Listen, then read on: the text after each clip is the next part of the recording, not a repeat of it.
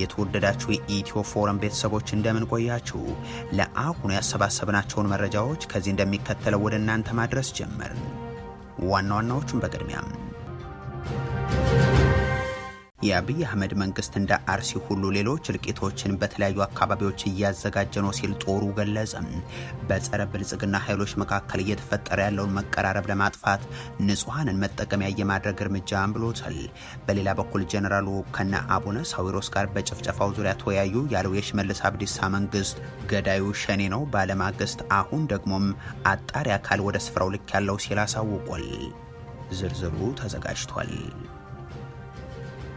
በትግራይ ጉዳይ ላይ የሁለቱ ጀነራሎች ንግግር መነጋገሪያ ሆኗል። ጀነራል ወልደ ጊዮርጊስ ተክላይ ህዝባችንን ለማጥፋት የሚሰሩ ተላላኪዎች ከነላኪዎቻቸው ይወገዳሉ ሲሉ አስጠንቅቋል። ጀነራል ሳሞራ ዩኑስ ደግሞ የአብይ አህመድ መንግስትን አድንቀው የሚበሉ ጥሪ አስተላልፏል። ታደምጡታላችሁ።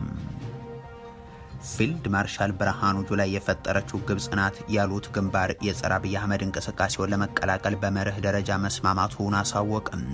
የግንባሩ መሪ ትግላችን በጦር መሳሪያም በሰላማዊ መንገድም ይሆናል ሲሉ መግለጻቸውም ተዘግቧል። እንመለከተዋለን።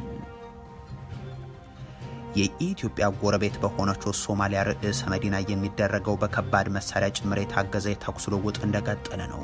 አሜሪካ በሞቃዲሾ እየተወሰዱ ያሉት እርምጃዎች ለሶማሊያ የወደፊት እጣ ፈንታ ወሳኝ ናቸው ስትል አስጠንቅቃለች። ሌላኛው መረጃችን ነው። ሄዝቦላህ በሊባኖስና በእስራኤል መካከል የተደረሰውን የተኩስ አቁም ስምምነት አልቀበልም አለም። በአሜሪካ አሸማጋይነት የተደረሰ ይህንን የተኩስ አቁም ስምምነትንም ሽንፈት ሲል አጣጥሎታል። የተወደዳችሁ የኢትዮ ፎረም ቤተሰቦች አብራችሁን ስትቆዩ እነዚህን እና ሌሎችን መረጃዎችን ትሰማላችሁ። ሰናይ ቆይታ ይሆንላችሁ። በትግራይ ጉዳይ ሁለቱ ጀነራሎች ያደረጉት ንግግር መነጋገሪያ ሆኗል። ጀነራል ወልደ ጊዮርጊስ ተክላይ ህዝባችንን ለማጥፋት የሚሰሩ ተላላኪዎች ከነላኪዎቻቸው ይወገዳሉ ሲሉ አስጠንቅቋል። ጀነራል ሳሞራ ዩኑስ ደግሞ የአብይ አህመድን መንግስት አድንቀው የሚበሉ ጥሪ አስተላልፏል። ትግራይ ባለፉት ዓመታት በቀጥተኛና ስልታዊ በሆኑ ጦርነቶች ውስጥ ስታልፍ ውግንናቸውን ከ4 ኪሎ አገዛዝ ሰዎች ጋር አድርገው የተስተዋሉት የቀድሞው ኢታማጆር ሹም ጀነራል ሳሞራ ዩኑስ የሚያቀርቡት አስተያየት አሁንም እንደቀጠለ ነው። እኒህ የቀድሞ የጦር አዛዥ ከሳምንታት በፊት በትግራይ አሁን ስልጣኑን የተቆጣጠሩ ኃይሎች እንቅስቃሴያቸው የትግራይ ነባራዊ ሁኔታ ከተረጋጋም እንጠየቃለን በሚል እንጂም ጦርነት የማድረግ አቅም የላቸውም እያሉ ሲገልጿቸው ተሰምተውም ነበር። ነገር ግን አሁን ደግሞ በብልጽግናው ልሳናት ዳግም ቀርበው እነዚህኑ አካላትን ለጦርነት እየተዘጋጁ ነው በማለት ከሷቸዋል። የቀድሞውን መንግስት የመመለስ ውሳኔያቸውን የ100 ሰዎች ውሳኔ ነው ሲሉ አጣጥለውት የነበሩት ሳሞራም አሁን በትግራይ ክልል የተቋቋመው ጊዜ አስተዳደርን አፍርሶም የራስን አስተዳደር አዋቀርኩ የሚለው አካሄድን የተቃወሙ ሲሆን ድርጊቱንም ፍጹም ህገወጥና እውቅና የሌለው ብለውታል። የክልሉ ፖለቲከኞች ዋና ዓላማ ስልጣን ብቻ ነው ሲሉ ይናገሩና ይህንን ስልጣን የሚፈልጉት ደግሞ ከተጠያቂነት ለማምለጥ እንደሆነ አስረድተዋል። የፌደራል መንግስቱን አካሄድን ግን ሲያደንቁ ተሰምተዋል። ገንዘቡ አይ አፕሪሺየት ፌደራል መንግስቲ ምንም ዝወለ ነገር የለም፣ ምንም ዝገበረ ነገር የለን። ታንክስ ብርግአት መራዩ በብስለት መራዩ ታንክስ። ጀነራሉ በብስለትና በብልሃት እየተመራ ነው እያሉ ምስጋና የሚያቀርቡት መላ ትግራይን ከነዳጅ 140 ሺህ የክልሉ የመንግስት ሰራተኞችን ከደሞዝ በርካታ ተጋሩን ከመድኃኒትና ከካሽ ገንዘብ የመከልከል የአመራር ጥበብን ነው የሚል ጥያቄ እዚህ ጋር መነሳቱ አይቀርም። ጀነራሉ እናመሰግናለን የሚሉት ወደ ትግራይ ድንበር በርካታ ሰራዊቱን አስጠግቶ ምሽግም ቆፍሮ ነገር ግን የአማራ ጽንፈኛ ወደ ትግራይ እንዳልዘምት ከኋላ ወጋይ ሲል በሚስጥር ሳይሆን በአደባባይ የሚገልጽ አገዛዝን መሆኑም ነው። ሳሞራ በጥበብ ነው ትግራይን የያዘው የሚሉት የክልሉ ሉዓላዊ ግዛቶች በውጭ ጦር ጭምር አስይዞ 1 ሚሊዮን አካባቢ ተፈናቃይን በየመጠለያው አቆይቶም እነዚህን መሰረታዊ የትግራይ ጥያቄዎችን እንዳልመልስ ያደረጉኝ መቀለ ያሉ 10 እና 15 ሰዎች ናቸው የሚል ፕሮፓጋንዳ የሚያስነግር ስርዓትንም ነው። የሆነው ሆኖ ጀነራል ሳሞራ አሁን በትግራይ ወታደራዊ አፈሳ አለ ይሉና ድርጊቱ ከሻቢያ የድሮ የትግል ስትራቴጂ የተቀዳ ነው፣ ሻቢያ ኢትዮጵያን የማተራመስ ስትራቴጂውን አልቀየረም በማለትም አብራርተዋል። የክልሉ አመራሮች ከምርጫ በኋላ መንግስት ይወጋናል የሚል ቅስቀሳን ለወጣቶች አፈሳ እየተጠቀሙበት እንደሚገኙና በአንጻሩ የፌደራል መንግስት ግን ጉዳዩን በጦርነት ለመፍታት ፍላጎት የለውም ሲሉም በየትኛው የመንግስት ኃላፊነታቸው እንደሆነ ግልጽ ባይሆንም ተናግረዋል። የጦር ጀቶች በመቀለ ሰማይ በየሳምንቱ የሚያንዣብቡት፣ በአዋሳኝ ስፍራዎች ሰራዊት የማስፈር ስራዎች የሚከናወኑት፣ ከቲዲኤፍ የወጡ ተጋሩን በማስታጠቅ ከወንድሞቻቸው ጋር እንዲታኮሱ የሚደረጉት፣ ዓለም አቀፉ ማህበረሰብ ፖለቲካዊ ውይይት እንዲጀመር ያቀረበው ጥያቄንም ገለል የተደረገበት መንገድ እንዴት ችግሩን በሰላም የመፍታት የብልጽግና አካሄድ እንደሆነ የሚያውቁት ግን ራሳቸው ሳሞራ የኑስ ብቻ ይሆናሉ። ከዛም የትግራይ ወጣቶች እምቢ ማለት አለባቸው በሚል ጥሪ አቅርበዋል። ይህ በእንዲህ እንዳለ ሌላኛው ጀነራል ወልደ ጊዮርጊስ ተክላይ ሸሪፎ ደግሞ የማስጠንቀቂያ መልእክት ሲያስተላልፉ ተደምጧል። ከትግራይ ሰራዊት አመራሮች መካከል አንዱ የሆኑት እኒህ አዛዥ ባንዳዎች ያሏቸውን ግን በስም ያልጠቀሷቸውን አካላትን እየከሰሱ የትግራይን አንድነት ለመበተን ጥረዋል ብለዋል። ነገር ግን እነዚህ ህዝባቸውን ትተው ከአብይ አህመድ ጋር እየሰሩ ነው ያሏቸውን አካላት ስርዓቱ ሲወገድ እነሱም ይወገዳሉ ብለዋል። የትግራይ ህዝብ ይኖራል። በእርግጥ እነርሱ አንድነታችንን ሊሸረሽሩ አስበው ነበርም። እነዚህ ሰዎች 2 ወይም 3 ጊዜ ለህዝብ የታገሉ ነበሩ። ነገር ግን ትግራይ ከኔ ውጭ ገደል ትግባ ብለው ዛሬ እየሰሩ ናቸው። ትውልድ ግን ቀጣይ ነው። ጊዜ ያልፋል። አሁን ብቻችንን እንዳልሆን መታወቅ አለበት። ተደናግረው የሄዱት ተጋሮችም ይመለሳሉ። ከዛ ውጭ ግን እንኳን ባንዳዎችን የላኳቸውንም በህዝባችን ከመጡ እናጠፋቸዋለን የሚል ንግግር ሲያደርጉ ነው የተሰሙት። የአብይ አህመድ መንግስት እንደ አርሲ ሁሉ ሌሎች እልቂቶችንም እያዘጋጀ ነው ሲል ጦሩ ገለጸም። በሌላ በኩል ጀነራሉ ከነ አቡነ ሳዊሮስ ጋር በጭፍጨፋው ዙሪያ ተወያዩ ያለው የሽመልስ አብዲሳ መንግስት ገዳዩን ሸኔ ሲል በገለጸ ማግስት አሁን ደግሞ አጣሪ አካል ወደ ስፍራው ልክ ያለው ብሏል። በምስራቅ አርሲ በአሰኮ በሸርካም በሆንቆሎናም ዋቤ ወረዳዎች የተከሰተውን ጥቃት በተመለከተም ከሰሞኑ የቀረቡት የግድያና ውድመት ሪፖርቶች ቁጥር መሬት ላይ ካለው ጋር ፍጹም የተራራቀ ነው የሚሉ አንድ አካባቢው ነዋሪም 13 ሰዎች ተገድለዋል በሚል መነገሩን እንደሰሙ ጠቅሰው ነገር ግን ይህ በአንድ አካባቢ ብቻ የደረሰም በጥቅሉ ግን በበርካታ ጥፍ ህይወት የጠፋበት እንደሆነ አመልክቷል። ከሰሞኑ በአርሲ የተፈጸመው ጭፍጨፋ እንደ አዲስ መነጋገሪያ ይሆን እንጂም በአካባቢውም ይሁን በሌሎች ስፍራዎች ድርጊቱ ባለፉት ዓመታት የተለመደና የተደጋገመ ነውና አሁንም እንደሚቀጥል ለመገመት የሚያዳግት አይደለም። የአቶ ሽመልስ አብዲሳ አስተዳደር በየትኛው የምርመራ ውጤትና ፍጥነት እንደሆነ ባልታወቀ መንገድ ጥቃቱን የፈጸመው በሚል የከሰሰው የኦሮሞ ነጻነት ጦር ሲሆን ጦሩ ደግሞ ይህንን አስተባብሎ የአብይ አህመድ አገዛዝ ሌሎች ተመሳሳይ ጭፍጨፋዎችን ማዘጋጅተዋል ብሏል። የጦሩ አዛዥ አማካሪ ጅሬኛ አያናም በምርጫው ሰሞን ያደረስንበትን ጥቃት ተከትሎ ይህ አስቆጥቶታል፣ መሸነፉን ለመደበቅም እንዲሁም እኛን ከህዝቡ ለመነጠል በሚል ይህን ጭፍጨፋ በማህበረሰቡ መካከል በመቀስቀስ አስፈጽሟል። አሁንም ባገኘናቸው የውስጥ መረጃዎች መሰረት እነሱ መንገድ ዘግተው እንዲህ ሲያዋርዱን ቆይተዋል። እኛም እንዲህ ያለ ነገር በስማቸው እያስፈጸምን በህዝቡ እናስወግዛቸዋለን ብለው ተዘጋጅቷል። ሌላ ቦታም እያቀዱ እንደሆነ መረጃዎች አሉን ብለዋል። ኦላ ጥቃቱን ተከትሎ እየመረመረ ስለመሆኑ መግለጹ የሚታወስ ሲሆን አሁን ይህንን ሪፖርቱን አሳውቋል። ባለፉት በርካታ ዓመታት በአርሲ አሳኮ አካባቢን ጨምሮም የአብይ አህመድ የካድሬ ኔትወርክ በማህበረሰቡ መካከል ክፍፍልን ለመፍጠር ሲሰራ ቆይቷል የሚለው ጦሩም ኦሮሞዎችን በአማራዎች ላይ ሙስሊሞችን ደግሞ በክርስቲያኖች ላይ ለማነሳሳት ያልተፈነቀለ ድንጋይ አልነበረም። በኦሮሞ ህዝብ ውስጥ እንኳን ክርስቲያን ቱለማ ኦሮሞን በሙስሊም ኦሮሞ ወንድሞቹ ላይ ለማስነሳት ጥረዋል ይላል መግለጫው። ባሳለፍነው ሰኞም የኦሮሞ ነጻነት ጦር ኃይሎች በመላው ኦሮሚያ የጣሉትን እገዳ ለማስፈጸም ሲንቀሳቀሱ የአብይ አህመድ ካድሬዎች እድሉን ተጠቅመውበታል ያለው ጦሩ ለአመታት የነዙትን የጎሳና የሃይማኖት ቅስቀሳ በመጠቀም በአካባቢው ያሉ የአገዛዙ ባለስልጣናት የማህበረሰብ ግጭትን አቀጣጥሏል። ከዛም የተነሳ የንጹሐን ህይወት በከንቱ እንዲጠፋ ሆኗል። ይህ ደግሞ የአብይ አህመድ መንግስት የከረመ ተግባር ነው ባይ ነው። የነጻነት ጦሩ አክሎም ዛሬ በመላ ሀገሪቱ ያሉ ተቋሚ ኃይሎች የጎንዮሽ ግጭቶችን ውድቅ ማድረጋቸው ብቻም በአብይ አህመድ አገዛዝ ላይ ምን አይነት የተቀናጀ እርምጃ ገና ሳይወሰድ በተፈጠሩ መቀራረቦች ስጋት የወደቀው ይህ ስርዓት ህዝቦችን ለመከፋፈል ቢጥርም የሚከፋፈልበትን ምክንያት ግን እያጣ መጥተዋል ይላል። የሽመልስ አብዲሳ አስተዳደር እንኳን ያሁኑን የኦሮሞ አባገዳዎችንም ገድሎ ኦላ ላይ ያላከከ ስብስብ ነው የሚለው ጦሩ አሁን ደግሞ ምርጫችንን ለማደናቀፍ የተሰማሩ ኃይሎች ቤተክርስቲያንን ኢላማ አደረጉ በማለት ልክ አብያተ ክርስቲያናት የምርጫ ማጭበርበሪያ ቦታዎች የሆኑ አስመስሎ ተሳልቋል ሲልም አትቷል። የአብይ አህመድ የወትሮ እቅዱ ኦላን ከስምምነቱ ክዶ በጫካ በማስቀመጥ ከአማራ ኃይሎች ጋር ለገባበት ቅራኔ እንደ መጠቀሚያ ማድረግ ነበር የሚለው ኦላም በእኛ በኩል ምንም እንኳን ከአማራ የፖለቲካ ኃይሎች ጋር ልዩነቶች ቢኖሩንም ነገር ግን አማሮችን እየገደለ ተወቃሽ ኦሮሞዎችን እየገደለ ተወቃሽ አማራዎችን እንዲያደርግ መፍቀድ እንደሌለብን እናምናለን ብሏል። አሁን ያ ዘመን አልፏል። ለወደፊቱም እንዳይሳካ በትጋት እንሰራለን። የፖለቲካ ልዩነቶች ምንም ይሁኑ ምን ሁላችን በሰው ልጆች ህይወት ክቡርነትና ልዕልና ላይ የጋራ ስምምነት አለን ይላል።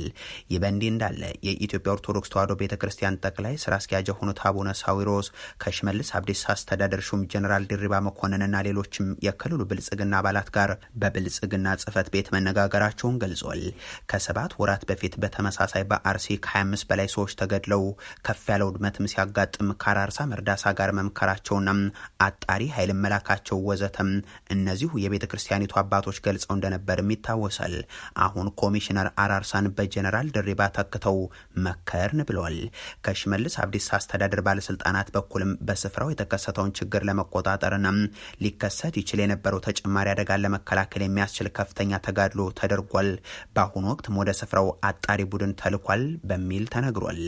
አሁን አጣሪ ቡድን ከተላከም አስቀድሞ አጥፊው ቡድን ይህ ነው በሚል እንዴት መግለጫ ተሰጠ የሚለው ግልጽ ባይሆንም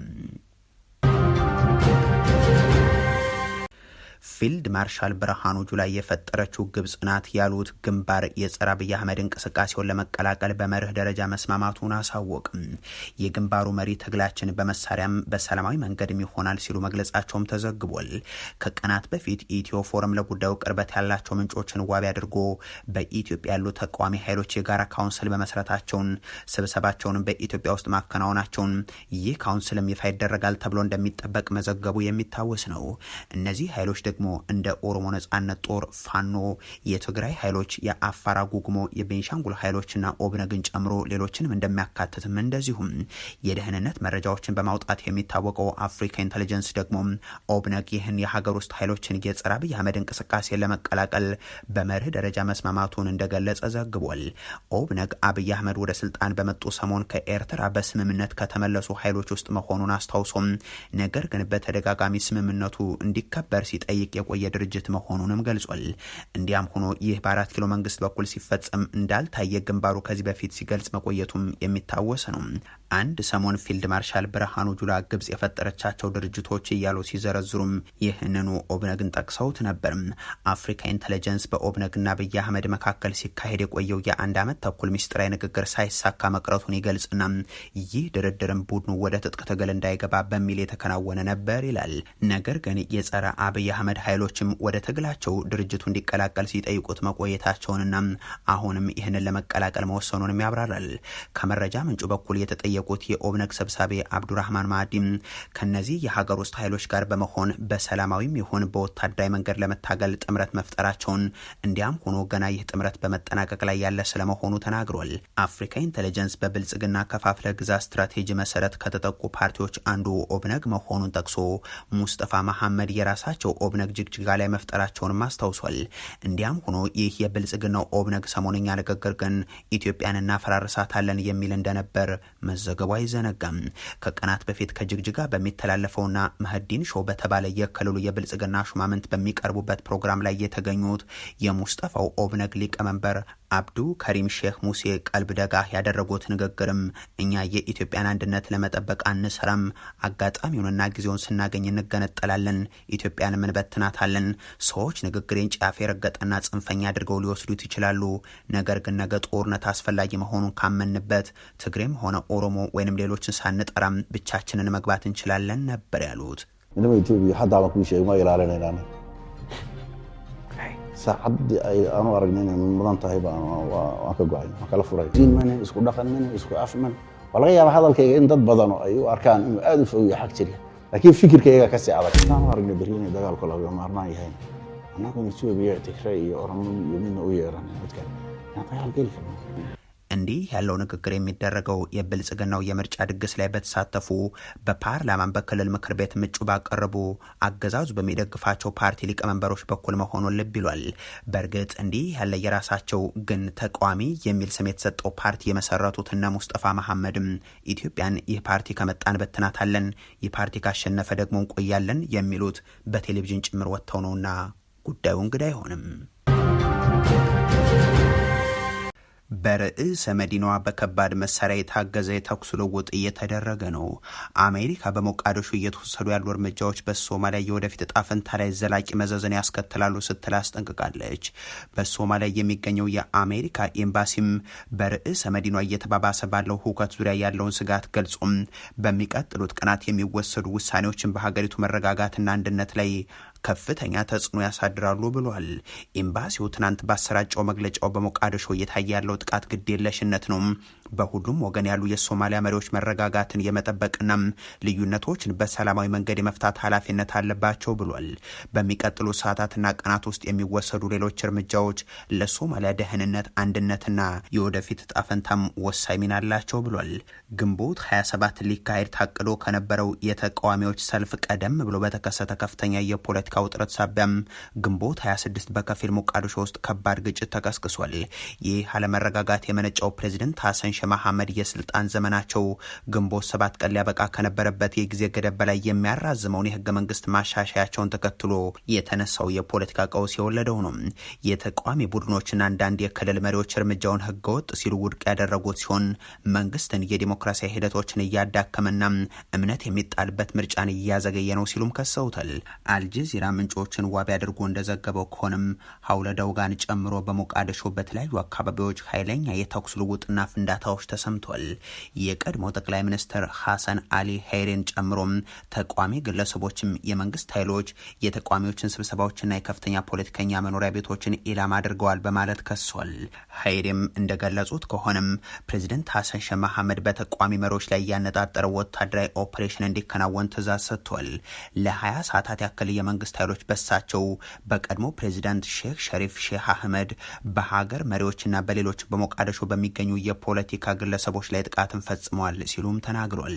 በተጨማሪም ታንክ አጥፊ መሳሪያዎችና ድሮኖችን ጨምሮ ከባድ መሳሪያዎች በሰፊው ህዝብ በሚኖርባቸው አካባቢዎች መሰማራታቸውና የሲቪል የኤሌክትሪክ አቅርቦት ሆነ ተብሎ እንዲቋረጥ መደረጉን ገልጸው ድርጊቶቹ በዓለም አቀፍ ህግ መሰረት የጦር ወንጀል ሲሉ ጠርተዋቸዋል።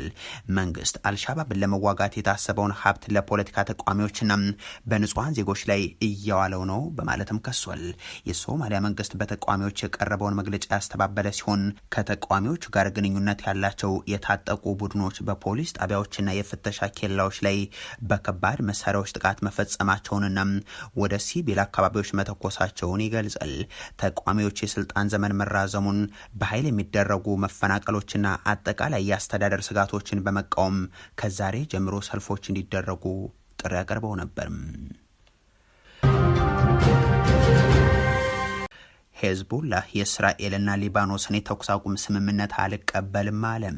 በአሜሪካ አሸማጋይነት የተደረሰውን ይህን የተኩስ አቁም ስምምነት ውድቅ አድርጎታል። ሄዝቦላ ባወጣውና ጠንካራ ይዘት ባለው መግለጫው ላይ መሪው ናይም ቃሲም ድርድሮች ለሊባኖስ አሳፋሪ ውጤት አልባም ናቸው ብሏል። ስምምነቱ በሊባኖስ ህዝብ ስም እንደማይቀበለው ታጣቂ ቡድኑ አሳውቋል። እስራኤልና ሊባኖስ ከዚህ ቀደም የደረሱበት የተኩስ አቁም ስምምነት እንደሚያድሱ ገልጸው ነበር። በሊባኖስ ውስጥ የሄዝቦላህ እንቅስቃሴ የሚገደብበት የደህንነት ቀጠናን ለመፍጠርም ተስማምቷል። የእስራኤልና ሊባኖስ ስምምነት ሄዝቦላህ እስራኤል ላይ ጥቃት እንዳይፈጽም የሚያግድ ነው። ፕሬዚደንት ዶናልድ ትራምፕ ከሄዝቦላህና ከእስራኤል ጠቅላይ ሚኒስትር ቤንያሚን ኔታንያሁ ጋር መወያየታቸውን ጠቅሰው የተወሰነ መሻሻል መስተዋሉንም አሳውቋል። ሊባኖስ ሰላም ብታገኝ መልካም ነው፣ ለአመታት ጥቃት ሲደርስባት ነበር፣ ጥቃቱ ቢገታም ጥሩ ይሆናል ሲሉም ተናግሯል። ትራምፕ ይህንን አስተያየት ከመስጠታቸው በፊት በውይይቱ ያልተሳተፉ የሄዝቦላህ መሪም ሄዝቦላ ተኩስ አቁሞ ተዋጊዎችን ከደቡብ ሊባኖስ የሚያስወጣ ስምምነት የመሸነፍ ያክል ነው፣ የእስራኤልንም ዓላማ ያሳካዋል ብለዋል። የሄዝቦላ ጠንካራ ይዞታ በሆነው የቤይሩት ደቡባዊ ክፍል የተስተዋለውም ተመሳሳይ ስሜት ነው። ቢቢሲ ካነጋገራቸው አካባቢ ነዋሪዎች አንዱ የሆነው ሳሚ ይህ የሰላም ስምምነት ሳይሆን መሸነፍ ነው ብሎታል። የተወደዳችሁ የኢትዮ ፎረም ቤተሰቦች ለአሁን ያሰባሰብናቸው መረጃዎች ይህንን ይመስሉ ነበር። አበቃን። ቸር ያሰማን።